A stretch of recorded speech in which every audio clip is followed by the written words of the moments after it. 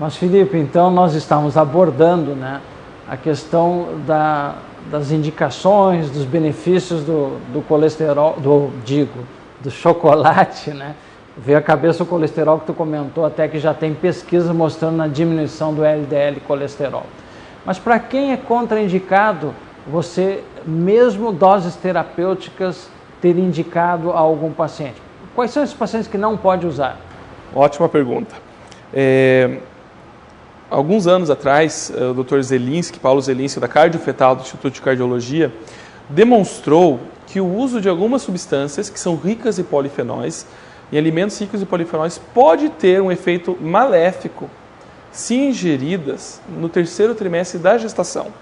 Maléficos não sobre a mãe, para os vasos da mãe ele vai fazer muito bem, mas sobre os vasos fetais, que tem uma fisiologia completamente diferente dos vasos do adulto.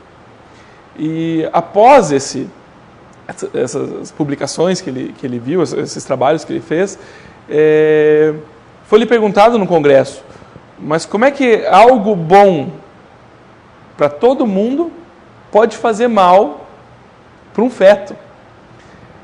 A resposta veio com trabalhos subsequentes que nós fizemos. Nós vimos que a gestante, no último trimestre de gestação, se ela ingerir substâncias ricas em polifenóis, incluindo o chocolate, um vasinho do coraçãozinho do feto, ele pode se fechar antes da hora. E esse fechamento desse vaso antes da hora, que é o ducto arterioso, pode causar um sofrimento no coração do feto. Esse vaso ele só está aberto dentro do útero. E quando ele nasce, ele tem que fechar. Porém, o uso dessas substâncias, inclusive o chocolate, o qual foi o trabalho que eu fiz, no terceiro trimestre, bem no finalzinho da gestação, faz com que o vaso tenha uma tendência a se encolher e a fazer uma constrição. E isso pode causar um sofrimento fetal. Então, as gestantes, no terceiro trimestre de gestação, no final da gestação, devem evitar comer alimentos ricos em polifenóis. E saindo então das gestantes devido ao feto, né? Mas na população, chegou no teu consultório, chegou no teu ambulatório, o paciente, e tu vai fazer algumas recomendações para ele. Se ele for diabético, tu recomenda comer a dosezinha de chocolate? Boa pergunta. Os estudos têm mostrado que mesmo em pacientes diabéticos, o uso do cacau, como o pó de cacau ou chocolate meio amargo, não teve nenhum malefício sobre a glicemia de jejum dele, sobre a hemoglobina glicada ou nenhum marcador inflamatório piorou. Ao contrário, eles até melhoraram. A pressão melhorou, ficou mais facilmente controlada do que só com o remédio, em adição ao remédio, não isoladamente.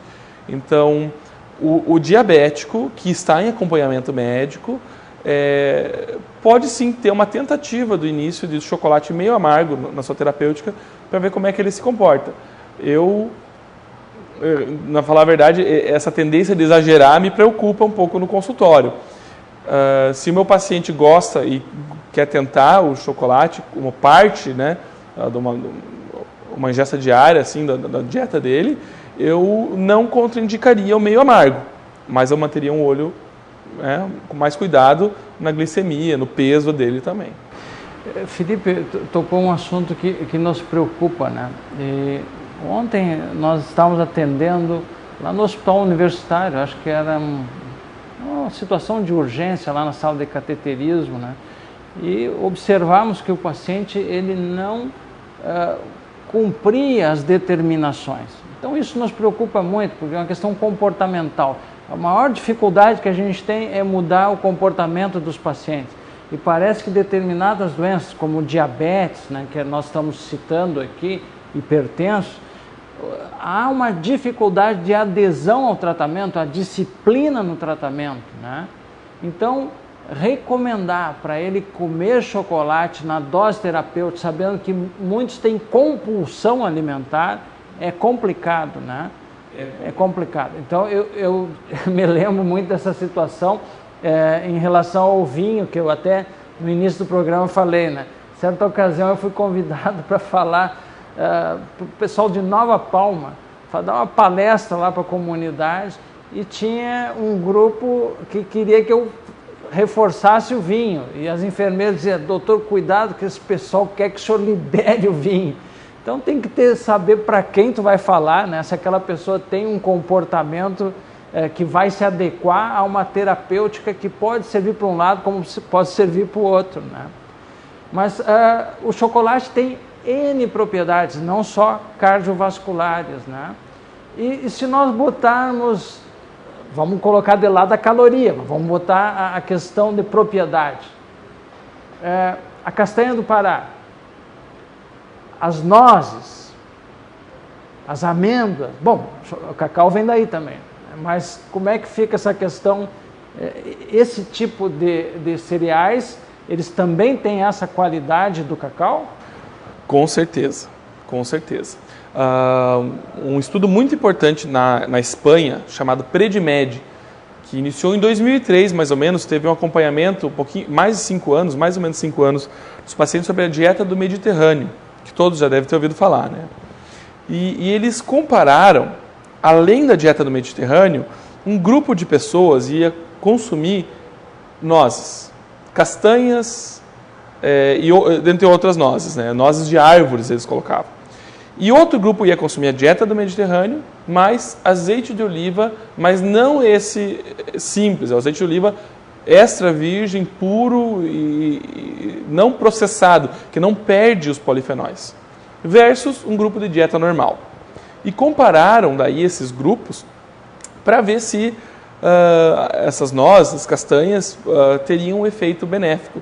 E realmente, 35 gramas por dia, total, né, dividido entre as refeições, de castanhas e nozes, teve um efeito maior, ou semelhante, um pouquinho maior, do que até 60 ml por dia de azeite de oliva.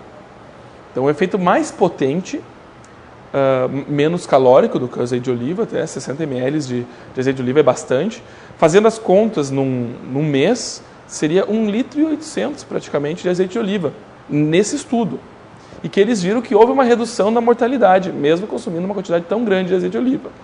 Então, esses alimentos ricos em polifenóis também têm um efeito benéfico cardiovascular. Eu acredito que as castanha do Pará, até o amendoim, tem um efeito benéfico sobre a saúde cardiovascular. Bom, mas nós sabemos que os alimentos mantêm as suas propriedades na forma que eles são preparados, né? Então, vamos voltar ao nosso amigo chocolate na dose de 30 gramas. Senão ele já não é mais amigo. Se o chocolate for quente, ele vai perder suas propriedades ou não? Vamos ver após o intervalo.